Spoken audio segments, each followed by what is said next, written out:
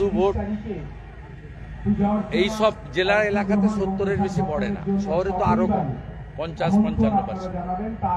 যে বুথমুখী হয় না হিন্দু ভোটারদেরকে বুথে আনতে হবে।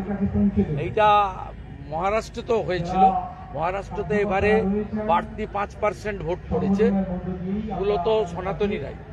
দিল্লিতেও 10% বেশি ভোট পড়েছে সনাতনীরা।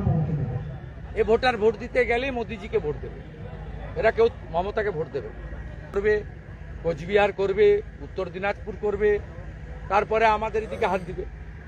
জাতীয় পরিকল্পনা তো আফগানিস্তান, পাকিস্তান, বাংলাদেশের মতো, এটা তো বিচ্ছিন্ন পরিকল্পনা নয়। মুঘল পাঠানরা চেষ্টা করে পারেনি, এখন মমতা চেষ্টা করছে।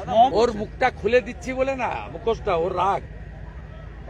ওটা একটা সাম্প্রদায়িক লোক, 3 বার ভোটে হেরেছে। 19-এ রায়গঞ্জে, 21-এ চণ্ডীতলায়, 24-এ মুর্শিদাবাদে। ও যতবার দাঁড়াবে ততবার হারবে।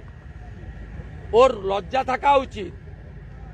ও বলছিল সিপিএম সমর্থক হরগোবিন্দ দাস, ওই আপনাদের মিডিয়ার সামনে বলছে হরসুন্দর দাস।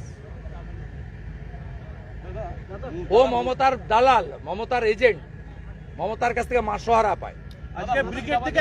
ও চিটফান্ড থেকে সবচেয়ে বড় বেনিফিশিয়ারি। 84 সালের যখন ও ভোটে দাঁড়িয়েছিল উত্তর কলকাতায়, চিটফান্ড থেকে ওর সব হোর্ডিং পোস্টার টাঙ্গিয়ে দিয়েছিল। তৃণমূলের যে এখন মুখপাত্র না, ওকে জিজ্ঞেস করবেন, ও সব বলে গুড়িয়ে বাড়িয়ে গোটা সিপিএম বলবে গণসংগঠন। কে ছিল না সিপিএম এর? সিপিএম এর যতগুলোকে দেখা যায় টকশোতে গিয়ে চিল্লায় নাস্তিকগুলো, সবগুলোই ছিল। কটা লোক হয়েছে? একটা বড় অংশের হিন্দুকে ধন্যবাদ দেব, তারা সিপিএম এর থেকে মুখ ঘুরিয়ে নিয়েছে। ছবি দেখান না, ফাঁকা মাঠ। এমনি তো মাঠের 1/10 করেছে, 9 ভাগ বাদ দিয়েছে আগে। যতগুলো 150টাকে ধরেছে সবগুলোই স্থানীয়, এবং এরা 19 থেকে 23 বছর বয়স, লুট করতে গেছিল। ভিখারির জাত, ভিখারিগুলো